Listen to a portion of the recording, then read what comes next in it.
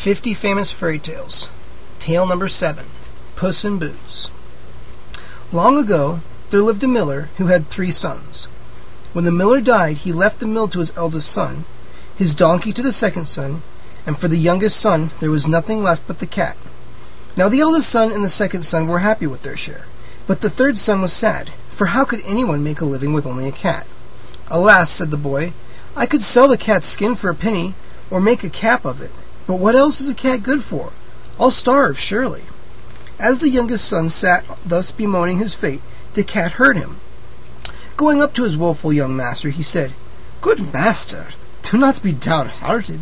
If you will but get me a pair of boots and a large bag with a drawstring, I shall make your living for you." Realizing that this was no ordinary cat, but a wise and clever one, the boy did as he was bade.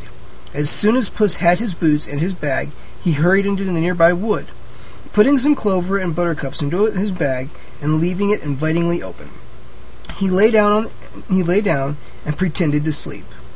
Along hopped a foolish fat rabbit, who smelling the green stuff in the bag, hopped in after it.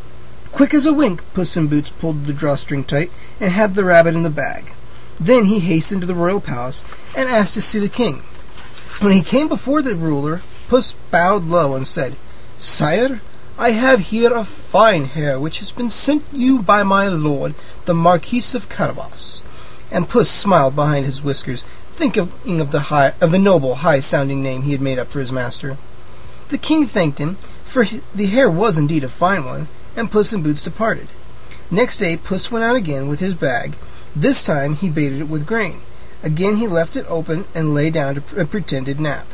Along came a fine fat partridge, who, seeing the grain in the open bag, went in after it. At once sly Puss in Boots drew the string tight, and the partridge was caught. As before, Puss in Boots went to the palace and politely asked to see the king. When he had been admitted to the king's presence, he said, "Sire, here is a gift from the Marquis of Carabas. He has many of these fine, rare birds upon his land."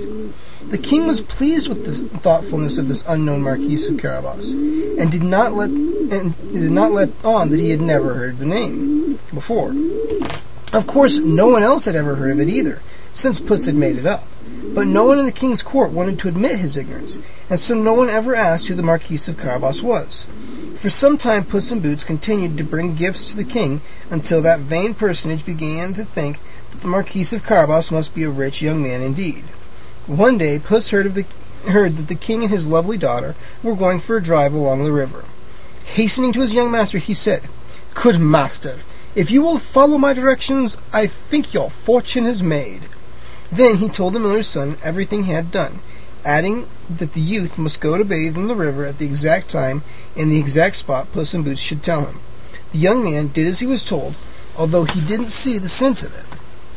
As he was swimming about in the water, the cat took his shabby clothes and hid them under a rock. When he heard the rumbling of the king's carriage, Puss ran to the road, crying, "Help! Help! The Marquis of Carabas is drowning!" Recognizing Puss, the king stopped the carriage, ordered his servant to go and pull the Marquis out. Puss ran up to the carriage and said, "Oh, sire, I don't know what to do. While he was swimming, my master's fine clothes were stolen." The king sent his servant to the palace at once, with orders to fetch fine clothes suitable for a rich nobleman.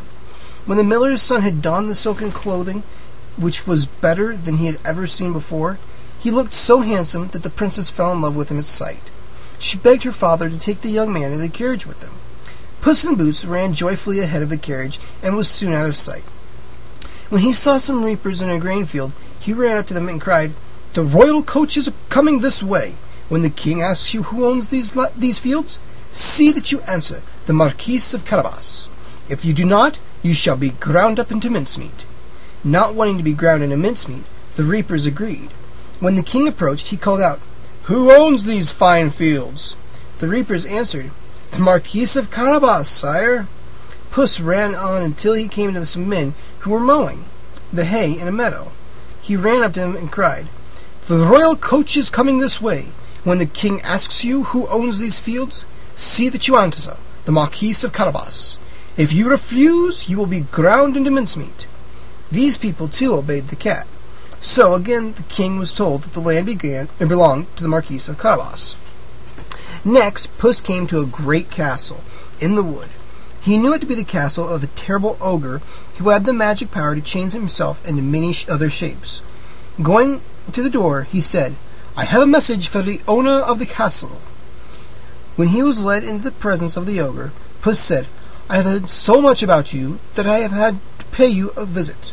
I cannot believe that the things I hear are true. Surely you cannot change yourself into a lion." "Oh ho, can't I?" said the ogre, greatly flattered, and he promptly changed himself into a lion to prove that he could do it. At the sight of the lion, Puss ran up the curtain in fright. There he clung on until the ogre was himself again. Then he came down and said, "Marvelous, simply marvelous. You became a huge lion in a twinkling. But can you become something smaller? Surely it is not true that you can change into a mouse." "Oh, can't I?" roared the ogre, and in an instant he had become a timid little mouse. Faster than lightning, Puss pounced upon the mouse and ate him up. Then, running to the door, he saw the royal coach approaching. Holding the door wide, he called out, "Welcome to the castle of the Marquis of Carabas."